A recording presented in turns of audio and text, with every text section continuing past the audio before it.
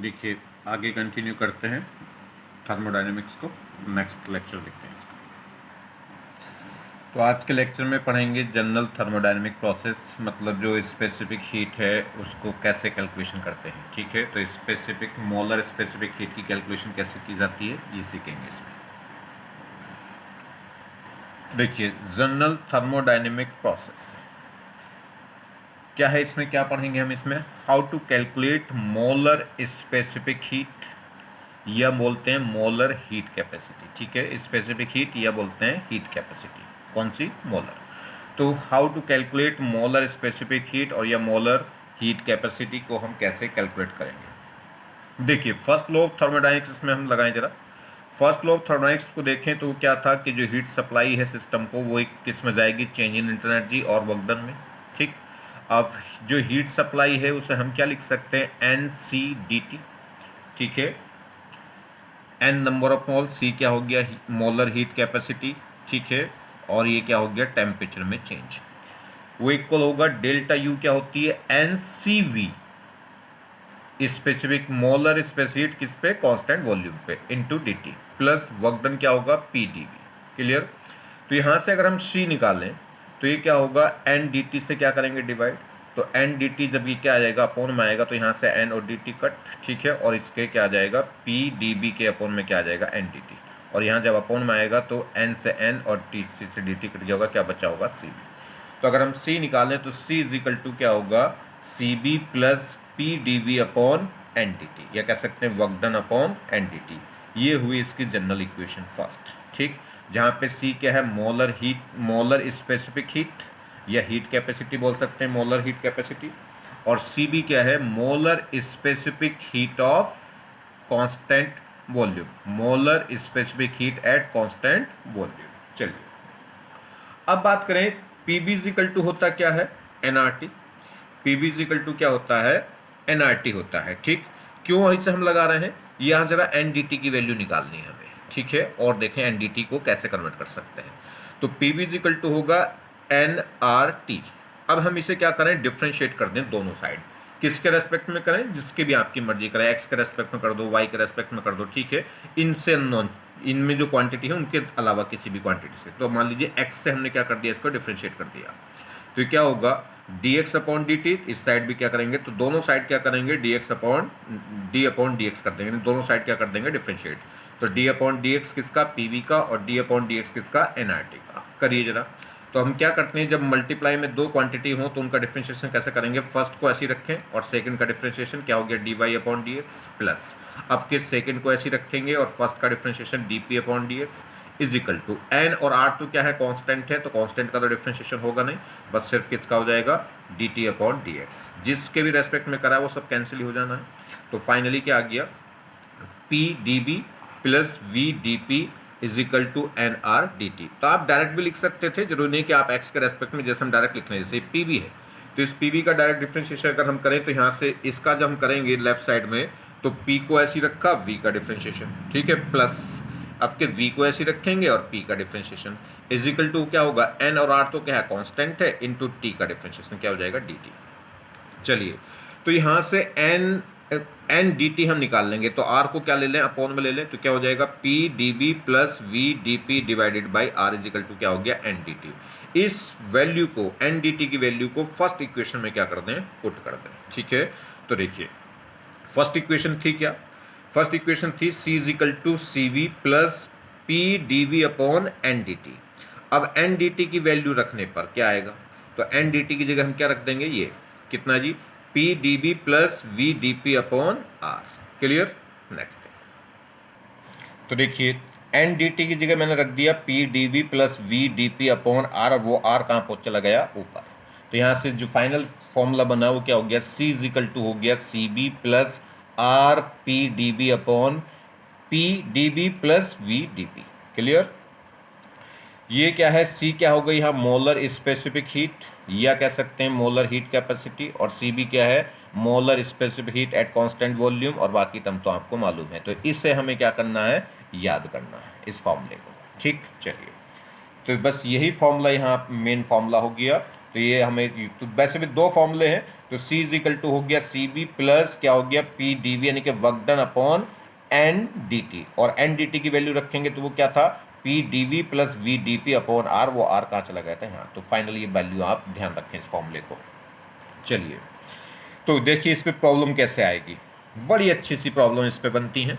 ये कह रहा है if the temperature volume relation for an ideal gas is given as, क्या है जी, T इज इक्वल टू है T0 e की power alpha B, then find out the molar heat capacity for the given process. ये कह रहा है कि हमें एक आइडियल गैस के लिए टेम्परेचर वॉल्यूम रिलेशन दे रखा कितना, T इज इक्वल टू है T0 e की पावर अल्फा वी। तो कह रहा है तो क्या करना है, मोलर हीट कैपेसिटी यानी कि C निकालनी है। ठीक है, मोलर हीट कैपेसिटी निकालिए। तो देखिए मुझे रिलेशन क्या गिवन है कि T इज इक्वल टू है T0 e की पावर अल्फा वी, अल्फा क्या है V, ठीक, ये रिलेशन मुझे गिवन है। चलिए क्या करना है, हमें क्या करना है, C निकालना है। तो C निकालने के लिए मुझे जो रिलेशन है वो किस में दे रखा है, ये T में। तो T को रिलेशन हटा के मुझे क्या करना है, देखिए ये मुझे रिलेशन दे रखा है और मुझे निकालना क्या है C। तो C में क्या है मेरे पास, क्या है, ये कौन सी टर्म्स आ रही हैं, PdV VdP, तो ये टर्म्स यूज़ हो रही है। तो इस टर्म्स को ज़रा निकालना पड़ेगा। और वो टर्म्स कैसे आएगी, तो हम क्या करें, PV इक्वल टू NRT लगा के वहाँ से T को कन्वर्ट कर लेंगे किस में, PV की फॉर्म में, क्योंकि मुझे T का रिलेशन दे रखा। तो मैं क्या रखूँगा, PV इक्वल टू NRT रखा, यहाँ पे आप T की वैल्यू उठा कर रख लो, ये T की वैल्यू यहाँ से उठा के इसमें रख लो, और फिर इसको जब डिफ्रेंशिएट करेंगे दोनों साइड में, जब इसको दोनों साइड में डिफ्रेंशिएट करेंगे तो ये टर्म्स आ जाएगी। देखिए जब इसका डिफ्रेंशिएट करेंगे तो PdV प्लस VdP, और ये टर्म्स तो चाहिए, तो एक तरीके से ये वाली टर्म्स निकल जाए तो ये वैल्यू आ जाएगी। चलिए तो PV इक्वल टू NRT मैंने लिया क्योंकि आइडियल गैस है। तो क्या करेंगे, PV इक्वल टू NRT की जगह मैं वैल्यू उठा कर रख दूंगा क्या, T0 e की पावर अल्फा बी। चलिए दोनों साइड क्या करेंगे डिफ्रेंशिएशन, चाहे तो आप x के रेस्पेक्ट में कर लो या आपको पता है कैसे होता है डिफ्रेंशिएशन। चलिए इसका डिफ्रेंशिएशन इनके इस साइड में करेंगे डिफ्रेंशिएशन, दोनों साइड में क्या कर दें डिफ्रेंशिएट। तो d अपॉन dx किसका, PV का, और d अपॉन dx किसका, इस पूरी टर्म्स का। चलिए लेफ्ट साइड में देखते हैं। तो जब PV का डिफ्रेंशिएशन करेंगे तो P को कांस्टेंट रखा, V का डिफ्रेंशिएशन कर दिया dV अपॉन dx, प्लस अब के सेकंड वाले को कांस्टेंट रखा, फर्स्ट वाले का डिफ्रेंशिएशन कर दिया dP upon dx is equal to n constant, r constant, T0 constant. तो ये तो पूरा कांस्टेंट हो गया। अब ये क्या है, e की पावर x ही तो है, e की पावर कुछ है, तो e की पावर x का डिफ्रेंशिएशन e की पावर x होगा। तो e की पावर अल्फा b का डिफ्रेंशिएशन e की पावर क्या होगा, e की पावर अल्फा b का डिफ्रेंशिएशन e की पावर अल्फा b होगा, क्योंकि e की पावर x का डिफ्रेंशिएशन क्या होता है, e की पावर x। तो इस पूरे का डिफ्रेंशिएशन यही होगा, कितना हो जाएगा, e अल्फा की पावर v। अब किसका करेंगे, फिर बाद में करेंगे, पहले तो कर रहे हैं देखिए इसका e की पावर अल्फा b का, और फिर किसका करेंगे, इसका। तो अल्फा b का जब करूँगा x के रेस्पेक्ट में, तो अल्फा तो पहले तो करा इसका, तो वो तो कितना आ गया ये। अब किसका करूँगा, अल्फा बी का, जब अल्फा बी का करूँगा तो अल्फा एक कांस्टेंट है तो कांस्टेंट तो आ जाएगा ऐसे ही, और v का डिफ्रेंशिएशन क्या हो जाएगा, dv अपॉन dx। अब dx dx dx सब जगह क्या हो जाएगा, कट कॉमन हो जाएगा, ठीक है, तो कैंसिल हो गया। तो यहाँ से क्या बचा, p dv प्लस यहाँ से क्या बचा, v dp is equal to क्या होगा, n r T0 e की पावर अल्फा b इंटू साथ में एक अल्फा ये भी है, अल्फा इंटू क्या हो जाएगा dv। क्लियर। तो हमें कौन सी वैल्यू पता चल गई, P dV plus V dP, यही तो मुझे चाहिए थी। चलिए एक और चीज़ क्या है ज़रा समझिए। हम क्या करें, यहाँ से PV इक्वल टू NRT होता है, तो यहाँ से P की वैल्यू और निकाल दो ज़रा। तो P की वैल्यू होगी क्या, क्यों निकालना है अभी बताएंगे। PV इक्वल टू NRT, तो यहाँ से मैं P की वैल्यू अगर निकालूँ तो हो गई NRT अपॉन B, ठीक। तो NRT अपॉन B, तो यहाँ से P की वैल्यू और निकाल ली, यहाँ पे इसकी वैल्यू निकल कर आ गई थी, साथ में इसमें P की वैल्यू और निकाल लो, किसकी टर्म्स में, इस V की टर्म्स में।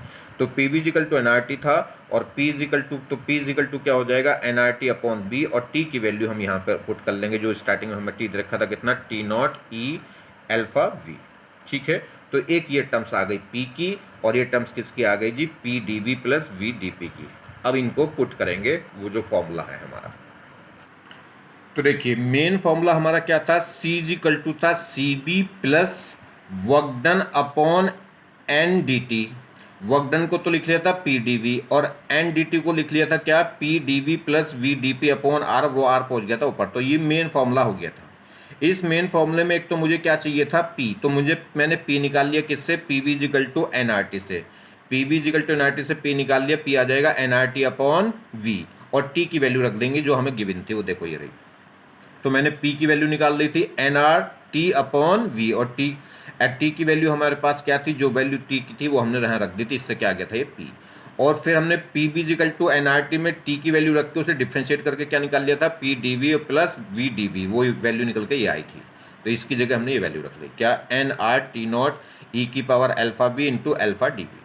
अब सोल्व करिए, E की पावर अल्फा DV, E की पावर अल्फा V से कैंसिल हुआ, E की power alpha B, T not से टी नॉट, ठीक, एन से एन, आर से आर, ठीक, और डी से डी। क्या बचा नीचे, ऊपर सिर्फ बचा आर और नीचे सिर्फ बचा अल्फा बचा, और एक ये वाला वी बचेगा।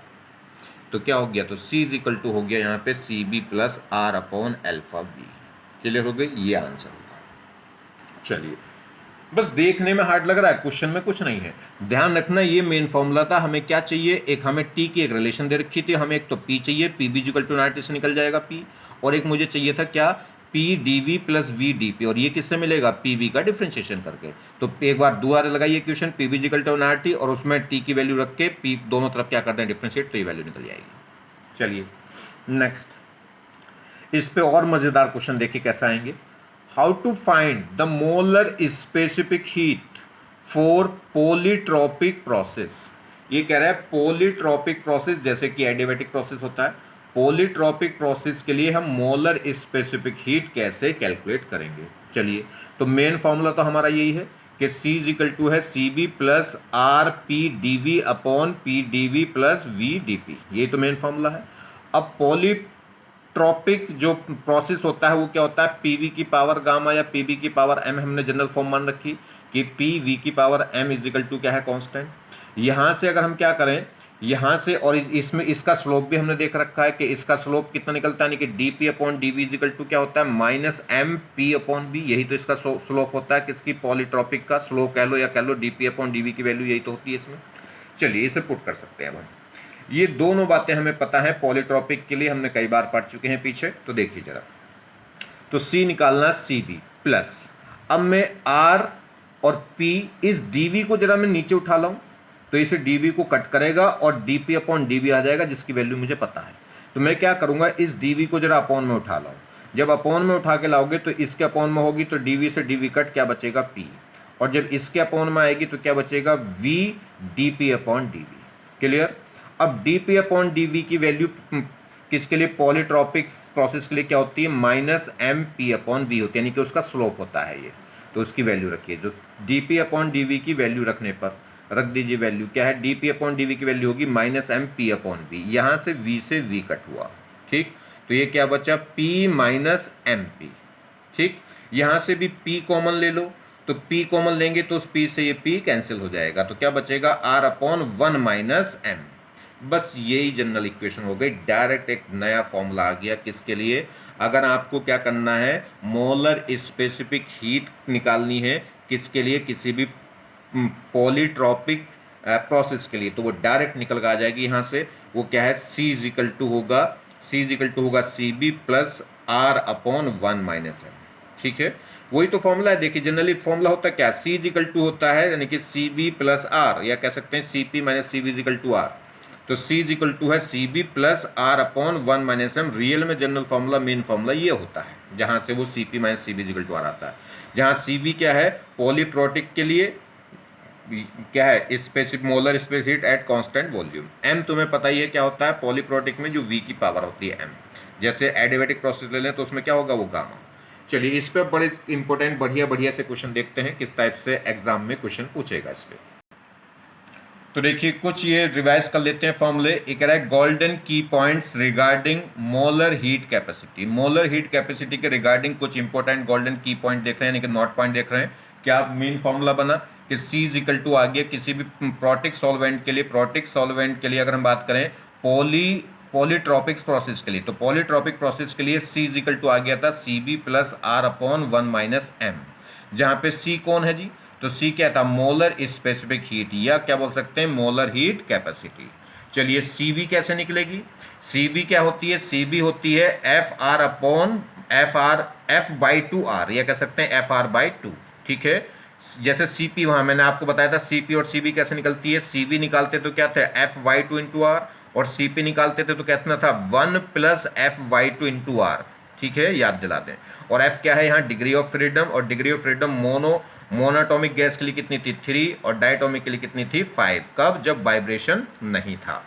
तो क्लियर हो गई, याद आ गई, ध्यान आ गई बात कि सीपी की वैल्यू कितनी बताई थी 1 plus F by two into R, और सीवी की वैल्यू F by two into R, और एक गामा भी बताया था, गामा कितना था 1 प्लस 2 बाई एफ, ठीक है। चलिए दूसरे ये रिलेशन, जो पॉलीट्रॉपिक प्रोसेस थे उनके लिए 3 इक्वेशन बताई थी, एक तो पी और बी की, पी और बी में क्या था पी की पावर 1 तो वी की पावर क्या था एम इजिकल टू क्या था कांस्टेंट, और जब ये पी की जगह टी और बी में आ गया था, पी और बी की जगह टी और बी में आ गया था, तो टी की पी की पावर भी 1 थी, टी की पावर भी 1 थी, मगर बी की पावर इस केस में एम माइनस 1 हो गई थी। और एक P और T का ग्राफ था, तो P और T में जब रिलेशन था तो क्या T की पावर m थी और P की पावर 1 माइनस एम थी इजिकल टू कॉन्स्टेंट। ये 3 इक्वेशन भी मैंने आपको बताई थी किसके लिए, पॉलीट्रॉपिक प्रोसेस के लिए। अगर एडियाबेटिक प्रोसेस होगा तो वहाँ m की वैल्यू क्या हो जाएगी, अगर एडियाबेटिक प्रोसेस होगा तो एडियाबेटिक प्रोसेस में m की जगह क्या हो जाता है गामा, और गामा निकलता किससे है, या तो Cp अपॉन Cb से, या किससे निकालते थे, गामा निकालते थे 1 प्लस 2 अपॉन एफ से, है ना। चलिए देखिए क्वेश्चन, ये कह रहा है for a process the graph between pressure and volume is given as, एक कोई भी एक प्रोसेस है, पता नहीं उसका नाम नहीं दिया कौन सा प्रोसेस है, उसने कहा प्रेशर और वॉल्यूम में ग्राफ दिया है, ये ग्राफ यहाँ से फर्स्ट पॉइंट से स्टार्ट होता है और सेकंड पॉइंट पे टर्मिनेट हो जाता है, ठीक है, यहाँ से स्टार्ट होकर यहाँ तक। तो क्या पूछ रहा है, then calculate the molar heat capacity for the process, तो इस प्रोसेस के लिए मोलर हीट कैपेसिटी निकालें। तो देखिए देखने में लग रहा है बड़ा डिफिकल्ट सा क्वेश्चन, की बात समझ में नहीं आ रही कि कहाँ से होगा, ऐसा क्वेश्चन तो हमने करा ही नहीं, ठीक है, ऐसा क्वेश्चन तो बुकों में मिला ही नहीं, कहाँ से पूछ रहा है। तो इससे हम कैसे मोलर हीट कैपेसिटी निकालें इस ग्राफ से, तो ये पीवी ग्राफ है जिसको क्या है स्ट्रेट लाइन ग्राफ है और 1 से 2 तक गया है। क्या पूछ रहा है, कैलकुलेट द पीवी, वो पूछ रहा है calculate the molar heat capacity of the process. तो कैसे निकलेगी, इसी से निकलेगी जो अभी हमने फॉर्मूला देखा है। कैसे हमने फॉर्मूला देखा था, C is equal to C B, C is equal to तक क्या सी बी और plus R upon 1 minus M से एम निकालना है। इसके लिए अगर आप देखो तो इसमें पी और बी का ग्राफ क्या है स्ट्रेट लाइन है, तो इसका मतलब पी और बी डायरेक्टली प्रोपोर्शनल हो गया, तो पी डायरेक्टली प्रोपोर्शनल हो गया किसके, वी के, और जब P डायरेक्टली होगा B के तो यहीं से हम रिलेशन निकालेंगे। जरा देखिए कैसे सोल्व करते हैं। तो देखिए मेन जो हमें स्पेसिफिक हीट निकालनी, मोलर स्पेसिफिक हीट, वो कैसा आएगी, C इजिकल टू होगा CB plus R upon 1 minus M. मुझे M किसी तरीके से पता चल जाए, आंसर आ जाएगा। चलिए अब जो ग्राफ दे रखा था वो वॉल्यूम प्रेशर में और वॉल्यूम में था, और वो स्ट्रेट लाइन था, वॉल्यूम प्रेशर में स्ट्रेट लाइन है, तो इसका मतलब क्या है कि P डायरेक्टली प्रोपोर्शनल था V के, यानी कि वॉल्यूम बढ़ा रहे थे तो प्रेशर भी क्या हो रहा था, बढ़ रहा था।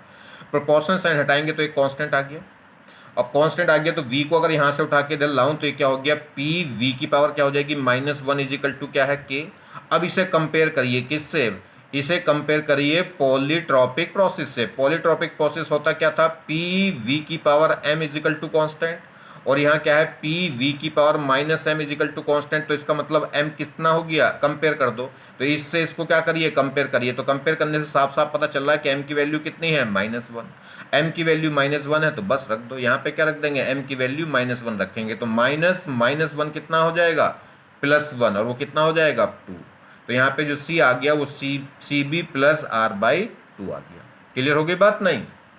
चलिए अगर वो कहे कि सीबी की टर्म्स में दे रखा है तो ठीक, अगर सीबी की टर्म्स में नहीं दे रखा तो सीबी भी हमें पता है कैसे निकलेगा, तो सीबी कैसे निकलेगा, सीबी निकल जाएगा F by two into R से। एफ क्या होगा, एफ पता चलेगा कि ये मोनोटॉमिक गैस है, ये जो ग्राफ है ये मोनोटॉमिक के लिए डायटोमिक के लिए, फिर वो देगा कि वो मोनोटॉमिक के लिए ग्राफ है कि डायटोमिक के लिए, ऐसा उसने कुछ भी नहीं दे रखा, तो फिलहाल आंसर सीबी में होगा।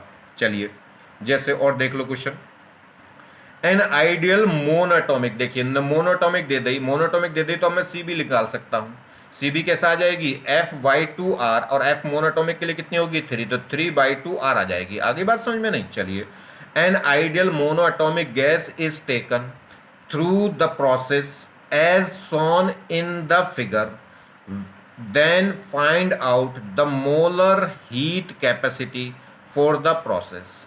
ये एक प्रोसेस है एक आइडियल गैस का, कौन सी, मोनोटॉमिक के लिए। तो क्या पूछ रहा है, उसकी मोलर हीट कैपेसिटी पूछ रहा है। ग्राफ आपके दे रखा है V में और 1/T में, ठीक। और कैसा ग्राफ है, स्ट्रेट लाइन है, 1 से स्टार्ट होकर 2 तक गया। तो बहुत सीधी सी बात है, पहले तो इस ग्राफ से रिलेशन निकाल लो, किसमें, V में और 1/T में। तो मुझे साफ साफ पता चल रहा है कि जब V को बढ़ा रहा हूं तो 1/T भी बढ़ रहा है, तो इसका मतलब V और 1/T एक दूसरे के डायरेक्टली प्रोपोर्शनल है, यानी कि V और 1/T क्या होंगे, एक दूसरे के डायरेक्टली प्रोपोर्शनल होंगे। तो चलिए कैसे करेंगे। स्टेप पहला है, हमें निकालनी मोलर हीट कैपेसिटी, तो उसका फॉर्मूला लिख लीजिए। जो हमें निकालना उसका फॉर्मूला क्या है, C इजिकल टू है CB plus R upon 1 minus M। अब मुझे क्या चाहिए इसमें, M। तो स्टेप सेकंड क्या हो गया, M चाहिए। तो M के लिए क्या करो, ग्राफ की तरफ देखो। तो ग्राफ देखो, और ग्राफ से देखने से क्या पता चल रहा है कि जैसे जैसे V बढ़ रहा है वैसे वैसे 1/T बढ़ रहा है स्ट्रेट लाइन में। तो इसका मतलब क्या है, V डायरेक्टली प्रोपोर्शनल है 1/T के। प्रोपोर्शन साइन हटाएंगे तो एक कांस्टेंट आ जाएगा, तो V इजिकल टू हो गया K/T। T को इधर ले आओ, तो ये क्या हो गया, T की पावर 1 और B की पावर 1 इजिकल टू क्या हो गया, K हो गया। अब पॉलीट्रोपिक प्रोसेस में क्या होता है, T और V में ग्राफ। तो T यहाँ पे हमारे पास, तो स्टेप 4 क्या है, अब सोचो कौन सी स्टैंडर्ड इक्वेशन हमें क्या करनी है, कंपेयर करनी है। तो कौन सी इक्वेशन रिलेशन दे रखा मुझे, टी और बी का। तो टी और बी का रिलेशन दे रखा कितना, टी की पावर 1 वी की पावर 1 इजिकल टू के। और टी और बी में पॉलीट्रॉपिक प्रोसेस के लिए इक्वेशन क्या होती है, अगर P V की पावर M इजिकल टू होता है K और P की जगह T हो जाए तो क्या होता है T की पावर 1, अब B की पावर 1 कम होती है। तो क्या रिलेशन होता है, T V की power M-1 equal to K। तो बस कंपेयर कर दो, यहाँ M की V की पावर है कितनी, M-1, और वहाँ V की पावर कितनी है 1। तो M-1 इजिकल टू क्या हो गया, 1 हो गया। तो M तो कंपेयर करेंगे, तो कंपेयर खेलो बस दोनों दोनों इक्वेशन में। तो क्या होगा, M-1 इजिकल टू क्या हो जाएगा, 1। तो यहाँ से -1 इधर आएगा, तो कितना, M की वैल्यू कितनी हो गई, 2। M की वैल्यू 2 हो गई, तो बस रख दो मेन इक्वेशन में। तो C इजिकल टू था CB plus R upon 1 minus M। M की वैल्यू है 2, तो 1 माइनस 2 क्या हो गया, ये -1 है, तो इसको क्या कर देगा, ये माइनस कर देगा। तो आंसर क्या हो जाएगा, C इजिकल टू हो जाएगा CB माइनस R। अगर ये आंसर दे रखा तो ठीक, C equal to CB minus R। अगर केवल आंसर R में दे रखा, CB में नहीं दे रखा, तो CB को भी चेंज कर लो। CB क्या होगी, CB होती है F/2R, और F कितना होगा, मोनोटॉमिक आइडियल गैस है, तो मोनोटॉमिक के लिए F की वैल्यू होगी 3, तो CB कितना हो जाएगा, 3/2R हो जाएगा। क्लियर होगी बात। तो CB माइनस क्या हो जाएगा, ये R। तो कितना बचेगा, 3R/2 माइनस R, तो कितना बचेगा, R/2। तो जो मोलर स्पेसिफिक हीट कैपेसिटी आ गई वो कितनी आ गई, R/2।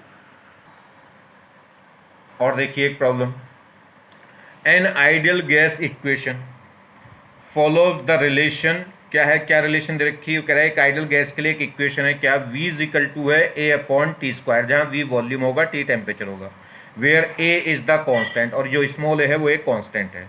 Then calculate the molar heat capacity for the process. इस प्रोसेस के लिए आपको क्या निकालना, मोलर हीट कैपेसिटी। तो सीधी सी बात है, मोलर हीट कैपेसिटी कैसे निकलेगी, मोलर हीट कैपेसिटी निकलेगी C इजिकल टू आएगी CB plus R upon 1 minus M। तो पहले मुझे M चाहिएगा, M कहाँ से आएगा, रिलेशन पकड़िए। रिलेशन क्या दे रखा है कि ये इसको V इजिकल टू है A/T², इस T² को यहाँ ले जाऊंगा तो क्या कहलाएगा, T² into V is equal to क्या है, A। अब दोनों का क्या करो, स्क्वायरिंग स्क्वायर रूट ले लो। स्क्वायर रूट क्यों ले लो, क्योंकि टी वी में जो रिलेशन है उसमें टी की पावर 1 होती है। जब भी मैं पॉलीट्रॉपिक प्रोसेस के लिए इक्वेशन देखता हूं तो पी वी की पावर m इजिकल टू के, या होती है टी वी की पावर m-1 इजिकल टू ए, यानी कि टी की पावर या पी की पावर 1 रहती है। तो इसके लिए यहाँ स्क्वायर है तो क्या कर लो, रूट ले लो। रूट ले लोगे तो क्या होगा, इसकी पावर हो जाएगी 1, वी की पावर कितनी हो जाएगी 1/2, और ए की पावर, ए तो कांस्टेंट है, ए की पावर 1 थी और ए की पावर 1/2 है, तो वो तभी भी क्या रहेगा, कांस्टेंट ही रहेगा। तो ये कांस्टेंट फिलहाल हो कितना गया होगा, ए की पावर 1/2 हो गया होगा, मगर कांस्टेंट है, उससे मतलब नहीं है वो वैल्यू क्या है। चलिए, तो ये इक्वेशन बन गई, क्या क्या इक्वेशन बन गई कि टी वी की पावर 1/2 इजिकल टू कॉन्स्टेंट या इजिकल टू के कह सकते हैं। अब इसे कंपेयर करो, देखो कौन सी इक्वेशन है। तो टी वी में इक्वेशन क्या होती है पॉलीट्रॉपिक प्रोसेस की, तो वो टी की पावर 1 वी की पावर m-1 इजिकल टू के होता है, यानी कि कॉन्स्टेंट। ये तो इक्वेशन होती है, तो इसको इससे कंपेयर करो। तो यहाँ m-1 किसके इक्वल आ गया, हाफ के। तो तो m माइनस वन किसके इक्वल आ गया, हाफ के, तो 1 माइनस वन को इधर ले जाएंगे तो ये प्लस हो गया, तो m इजिकल टू कितना हो गया 1 प्लस 1/2, या कह सकते हैं m की वैल्यू 3/2 आ गई। और जैसे ही m की वैल्यू 3/2 आ गई तो लगा दो मेन इक्वेशन में, क्या होगा, तो m की जगह क्या रख देंगे 3/2, तो ये 1 माइनस 3/2 तो कितना बचेगा -1/2 बचेगा, और -1/2 तो 2 तो जाएगा ऊपर, तो कितना हो जाएगा 2r, और एक माइनस और बचेगा तो इसको क्या कर देगा माइनस, तो -2r हो गया ये। तो यहाँ से c जो आएगी वो क्या आएगी cb -2r। cb की वैल्यू पता नहीं कर सकता क्योंकि उसने ये नहीं बताया कि मोनोटोमिक है या डायटोमिक है, तो इसलिए आंसर किस में पूछ रहा होगा, cb में पूछ रहा होगा। चलिए और देखिए, ये कह रहा है general questions based on the ideal equation.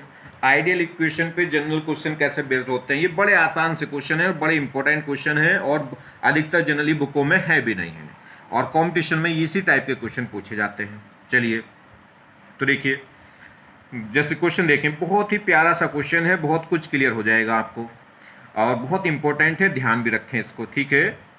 देखिए, बात को ऐसे समझना है, कोई मैं प्रॉब्लम करा रहा हूं तो उस प्रॉब्लम को समझ लेना, उस प्रॉब्लम को फिर दोबारा कर लेना, ये इंपॉर्टेंट बात नहीं है।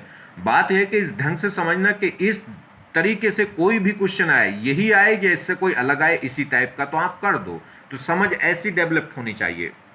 चलिए, an ideal gas follow the relation P का स्क्वायर इजिकल टू कॉन्स्टेंट। ये कह रहा है कोई आइडियल गैस है जो एक रिलेशन को फॉलो कर रही है, किसको, v और p का स्क्वायर इजिकल टू कॉन्स्टेंट। ये कह रहा है v को क्या कर दिया मैंने 4 टाइम्स कर दिया, कि वॉल्यूम को अचानक से मैं क्या कर दूं 4 टाइम्स कर दूं, तो क्या इफेक्ट होगा, टेम्परेचर पर इफेक्ट बताओ क्या होगा, कब, जब वॉल्यूम को 4 टाइम्स कर दूं।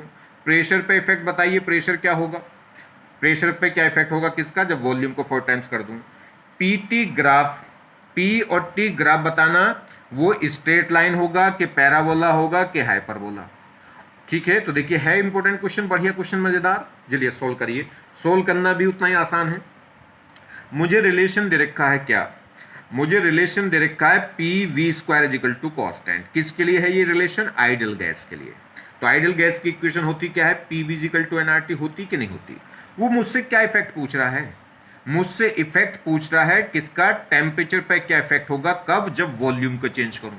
तो जब मैं इक्वेशन सोल्व करूंगा तो जिसको चेंज कर रहा हूं, यानी कि जिसके चेंज करने की वजह से इफेक्ट पूछ रहा है, तो एक तो वो टर्म्स में जरूर रहना चाहिए, तो जो इक्वेशन बनाएंगे उसमें वॉल्यूम जरूर रहना चाहिए, और जिस पे इफेक्ट पूछ रहा है यानी कि टेम्परेचर, तो टेम्परेचर की टर्म्स जरूर रहनी चाहिए। तो देखिए, ये रिलेशन मुझे दे रखा है, इस रिलेशन में v है, तो v तो मेरे काम का है क्योंकि वॉल्यूम को चेंज कर रहा है, तो इसे तो हटाना नहीं मुझे। मगर मुझसे पूछ क्या रहा है टेम्परेचर, और टेम्परेचर इक्वेशन में कहीं है नहीं, तो मैं इस p को हटाऊं, p मेरे काम का नहीं है, मेरे काम का टेम्परेचर है, तो यहाँ टेम्परेचर लेकर आओ। अब टेम्परेचर कैसे हटाएं, यानी कि प्रेशर को हटा के टेम्परेचर कैसे लाएं, तो एक गैस इक्वेशन लगाइए, पी बी इजिकल टू क्या होती है, पी बी इजिकल टू होगी एन आर टी, तो पी इजिकल टू क्या हो जाएगा, N R T upon V हो जाएगा। तो पी की जगह क्या रख सकते हैं, N R T upon V, और इसका स्क्वायर था तो स्क्वायर हो गया, इजिकल टू क्या है कॉन्स्टेंट, बस हो गया काम। देखिए कर दो पूरे की स्क्वायरिंग, वी तो वी है, एन का स्क्वायर, आर का स्क्वायर, टी का स्क्वायर, और ये वी का स्क्वायर, ठीक है। अब वी, ये वी था, ये वी स्क्वायर था, एक वी गया, तो बस एक वी बचा होगा। यहां से देखिए, अब ये इजिकल टू क्या था, कांस्टेंट था, एन भी फिक्स है, अमाउंट ऑफ गैस फिक्स होगा, आर फिक्स होगा, तो ये जो कांस्टेंट है इनको भी जरा इधर ले आइए, कांस्टेंट की तरफ ले आइए, जो कांस्टेंट है उन्हें उठा के यहाँ ले आओ। बस कौन वेरी करेगा, वो कह रहा है वॉल्यूम को जब मैं वेरी करूंगा तो टेम्परेचर पे क्या इफेक्ट होगा, इन दोनों के बारे में बताना है, इसमें चेंज कर रहे हैं, इसके बारे में बताना, और ये कांस्टेंट तो इधर लाओ, कांस्टेंट में तो कोई चेंज होगा ही नहीं। तो क्या हो गया, T square upon V equal to क्या हो गया, constant upon N square R square, यानी कि एक नया कांस्टेंट बन गया ये पूरा। तो नया कांस्टेंट बन गया, तो यहां से साफ साफ पता चल रहा है कि जो टी स्क्वायर है वो डायरेक्टली प्रोपोर्शनल है किसके, वी के। या टी जो है वो डायरेक्टली, टी का स्क्वायर डायरेक्टली प्रोपोर्शनल हो जाएगा किसके, वी के, या टी डायरेक्टली होगा किसके, रूट वी के। चलिए देखते हैं नेक्स्ट। तो देखिए, तो T square upon V equal to क्या हो गया, एक नया कांस्टेंट आ गया, तो इसको v को इधर लाएंगे तो क्या हो गया, तो ध्यान दीजिए, तो इसका मतलब क्या है कि हम क्या लिख सकते हैं कि टी स्क्वायर डायरेक्टली प्रोपोर्शनल होगा किसके, v के, या t डायरेक्टली हो जाएगा रूट v के। ये ऐसे कर लो जी, t1 upon v1 equal to t2 upon v2। Clear होगी बात। चलिए, तो t1 का square upon v1 equal to क्या होगा, t2 का स्क्वायर अपॉन v2, और v2 है कितनी, v2 4 टाइम्स कर दे किसके, v1 के, तो वॉल्यूम को 4 टाइम्स कर दिया हमने, तो क्या हो गया, तो v2 को क्या लिख सकते हैं, 4v1, v1 से v1 कट, तो बस निकालिए, तो कितना हो गया, तो अगर यहाँ से देखेंगे तो t2 स्क्वायर इजिकल टू हो गया 4t1 स्क्वायर, रूट लेंगे दोनों साइड तो T2 इजिकल टू कितना हो जाएगा 2 टाइम्स ऑफ T1। तो टेम्परेचर जो T2 है वो कितना हो गया, फर्स्ट के 2 टाइम्स हो गया। तो अगर वॉल्यूम को मैं क्या कर रहा हूँ 4 टाइम्स, तो टेम्परेचर क्या हो जाएगा 2 टाइम्स, यानी कि डबल हो जाएगा। आगे बात समझ में। चलिए अब सेकंड क्वेश्चन में क्या पूछा है कि जब वॉल्यूम को 4 टाइम्स करूं तो प्रेशर पे क्या इफेक्ट होगा। तो वॉल्यूम दे रखा है मुझे और प्रेशर भी दे रखा है, तो ये मेरे काम की इक्वेशन दे रखी है, मुझे कुछ चेंज करने की जरूरत नहीं है। इस क्वेश्चन में वॉल्यूम में चेंज मुझे प्रेशर में मुझे चेंज निकालना है और वॉल्यूम में चेंज दे रखा है और ये इक्वेशन दे रखी है, तो बस इसमें कोई चेंज करने की जरूरत नहीं इसमें तो सीधा सीधा लगा देंगे। क्या हो जाएगा, अगर मैं बात करूंगा इसमें तो जो प्रेशर है पी स्क्वायर वो डायरेक्टली प्रोपोर्शनल हो जाएगा किसके, वी, यानी कि इन्वर्सली प्रोपोर्शनल हो जाएगा वी के, ये ऐसे लगा दो आप V1 P1, तो ये इजिकल टू कॉन्स्टेंट है तो क्या लगा देंगे V1 P1 square equal to हो जाएगा V2 P2 स्क्वायर। ठीक है भाई, ये हमने देख रखा है कि जो V2 है वो कितना हो गया 4 टाइम्स हो गया, तो लगाइए जी। तो V2 की जगह हम क्या कर देंगे 4V1। क्लियर, सोल्व करो। V1 से V1 गया, ये क्या हो गया P1 स्क्वायर इजिकल टू हो गया 4P2 स्क्वायर। तो क्या कह सकते हैं P2 स्क्वायर इजिकल टू क्या हो जाएगा P1 स्क्वायर अपॉन 4। रूट लेंगे दोनों साइड तो ये क्या होगा P2 इजिकल टू क्या हो जाएगा P1 बाई क्या हो जाएगा 2। तो क्या हो गया प्रेशर, अगर वॉल्यूम को 4 टाइम्स कर रहे हैं तो प्रेशर क्या हो रहा है हाफ हो जा रहा है। क्लियर। अब तीसरा क्वेश्चन क्या पूछा है उसने, वो कह रहा है टेम्परेचर और प्रेशर का ग्राफ। टेम्परेचर और प्रेशर का जो ग्राफ है वो हाइपरबोला होगा, स्ट्रेट लाइन होगा, पैराबोला होगा, क्या होगा। तो मुझसे ग्राफ पूछ रहा है किसका, टेम्परेचर और प्रेशर का, और इक्वेशन ये दे रखी है। तो इसमें प्रेशर तो है भाई जी मगर टेम्परेचर नहीं है। तो जब मुझसे ग्राफ पूछा है टेम्परेचर प्रेशर का तो यही दो टर्म्स रहनी चाहिए, यानी कि वॉल्यूम यहाँ बेकार की चीज़ है, ऐसे हटाओ। तो वॉल्यूम कैसे हटेगा, P V equal to NRT से, गैस इक्वेशन से P V equal to NRT, तो वी निकालूंगा तो एनआरटी अपॉन पी हो जाएगा। तो एनआरटी अपॉन में क्या कर देंगे पी, तो ये क्या हो गई वॉल्यूम की term, into P square equal to K. यहाँ से एक पी से पी कट हुआ तो ये क्या बचा, ये बचा देखिए एन आर तो कांस्टेंट हो, नहीं तो यहाँ ले जाओ कांस्टेंट की तरफ, तो के अपॉन एन आर क्या बचेगा, यहाँ टी बचेगा और एक पी बचेगा। तो टी इंटू पी का जो प्रोडक्ट है वो कैसा आ गया, कांस्टेंट आ गया। तो T into P equal to क्या है कांस्टेंट। तो इसका मतलब जो टेम्परेचर है वो इन्वर्सली प्रोपोर्शनल है किसके, प्रेशर के। और इन्वर्सली प्रोपोर्शनल का ग्राफ कैसा होता है, रेक्टेंगुलर हाइपरबोला। ठीक है, तो ये ग्राफ होगा वो कैसा होगा, हाइपरबोला होगा। क्लियर हो गई बात। तो था मजेदार क्वेश्चन के नहीं। चलिए an ideal gas, next problem और देख लें। An ideal gas follows the relation, क्या है, P V square equal to constant, then expansion करने पर हीटिंग होगी कि कूलिंग होगी। ये आपको बताना है। वो कह रहा है कि एक आइडियल गैस इक्वेशन है जिसका रिलेशन इस टाइप से है, वो इस टाइप से उसकी कंडीशन है क्या कि पी वी का स्क्वायर इजिकल टू क्या रहता है कांस्टेंट। तब पूछ रहा है कि अगर इस गैस में मैं एक्सपेंड करूं, इस गैस को मैं क्या करूं एक्सपेंड करूं, तो एक्सपेंड करने पे हीटिंग होगी कि कूलिंग, मतलब टेम्परेचर घटेगा कि बढ़ेगा। अगर एक्सपेंशन करने का मतलब वॉल्यूम बढ़ाना, तो कह रहा है कि वॉल्यूम बढ़ाने से टेम्परेचर बढ़ेगा कि घटेगा। तो वॉल्यूम अगर मैं बढ़ाऊंगा तो अगर टेम्परेचर बढ़ा तो हीटिंग हो जाएगी और टेम्परेचर घटा तो कूलिंग। तो देखते हैं, तो वॉल्यूम के चेंज करने से हमें क्या देखना है, टेम्परेचर पे इफेक्ट देखना। अब यहाँ दे रखा प्रेशर, तो प्रेशर को बदल लेंगे पहले टेम्परेचर में। देखिए चलिए, तो P V square equal to क्या दे रखा है मुझे के, और मुझसे क्या पूछ रहा है रिलेशन, वो कह रहा है जब मैं गैस को एक्सपेंड करूं मतलब वॉल्यूम को बढ़ाऊं तो टेम्परेचर में क्या इफेक्ट होगा, मतलब जो गैस है वो ओवरऑल हीटिंग होगी या कूलिंग होगी। तो हीटिंग कूलिंग तो किससे पता चलेगा, टेम्परेचर से। तो इसका मतलब टेम्परेचर और वी में, वॉल्यूम में और टेम्परेचर में रिलेशन पूछ रहा है। तो यहाँ पे प्रेशर हटाइए, प्रेशर का कोई काम नहीं है। प्रेशर कैसे हटाओगे, गैस इक्वेशन से, P V equal to NRT. तो पी की जगह क्या हो जाएगा एनआरटी अपॉन बी, तो एनआरटी अपॉन बी और into V square equal to K. एक वी से वी गया, क्या बचा जी यहाँ पे वी और एक टी, और एन आर तो कांस्टेंट होंगे, इन्हें अपॉन में लिया हो तो के अपॉन एन आर टी, तो टी वी इजिकल टू हो गया के अपॉन एन आर टी। तो ओवरऑल क्या है कांस्टेंट है, तो यहाँ से टी वी इजिकल टू क्या हो गया कांस्टेंट। अब T V equal to constant का मतलब क्या है कि अगर ये इन दोनों की प्रोडक्ट का, इन दोनों का जो प्रोडक्ट है वो कांस्टेंट है, तो अगर मैं वॉल्यूम को क्या करूंगा एक्सपेंड करूंगा तो टेम्परेचर क्या होगा घटेगा। अगर वॉल्यूम को बढ़ाओगे तो टेम्परेचर को घटाना पड़ेगा, क्योंकि दोनों का प्रोडक्ट तभी कांस्टेंट हो सकता है। या कह सकते हैं यहाँ पे जो टेम्परेचर है वो वॉल्यूम के क्या है इन्वर्सली है। ठीक है, इन्वर्सली है। अगर वॉल्यूम को बढ़ाओगे तो टेम्परेचर क्या होगा घटेगा। तो बस एक्सपेंशन करने का मतलब क्या है कि वॉल्यूम को बढ़ाना, और वॉल्यूम बढ़ाने से यहाँ टेम्परेचर क्या होगा घटेगा, तो टेम्परेचर कम हो जाएगा। जैसे आप वॉल्यूम बढ़ाओगे तो टेम्परेचर क्या हो जाएगा कम, और टेम्परेचर कम होगा तो कौन सा इफेक्ट आएगा, कूलिंग। तो ये क्या हो जाएगी, गैस ठंडी हो जाएगी, कूलिंग गैस हो जाएगी। ठीक है, तो कूलिंग, तो गैस क्या होगी, कूलिंग हो जाएगी। Clear, thanks.